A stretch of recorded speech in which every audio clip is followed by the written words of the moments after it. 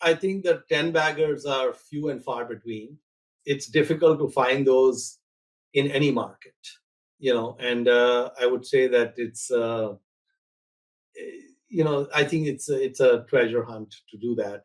So I'm not a market timer, and I think that there are undervalued businesses at all times. It's just that the geographies and the industry and different things kind of change. So there's a book that I really like, which came out many years ago called Trend Watching. It was written by Ron Insana. He used to be an anchor at CNBC, and usually news anchors are not good writers. But Ron Insana did a good job. So that book chronicles a wide number of bubbles. It's just a story of all these different bubbles around the world at different times. And what you come out after reading that book is that bubbles have exist all the time in different markets, different asset classes, different geographies, different industries. It's just part of the human experience. Humans vacillate between fear and greed. And so you will get some areas of the markets which are ridiculously overvalued at times. And you, at the same time, you can also get markets which are deeply undervalued, all of the above. So when I look at markets today, usually it's difficult to tell when you're in a bubble. It becomes a lot easier to tell in hindsight.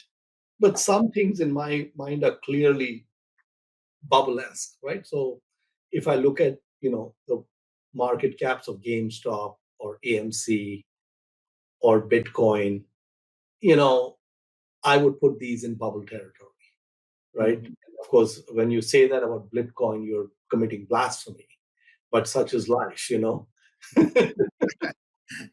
Any eggs thrown cannot get to me through the video, so it's okay.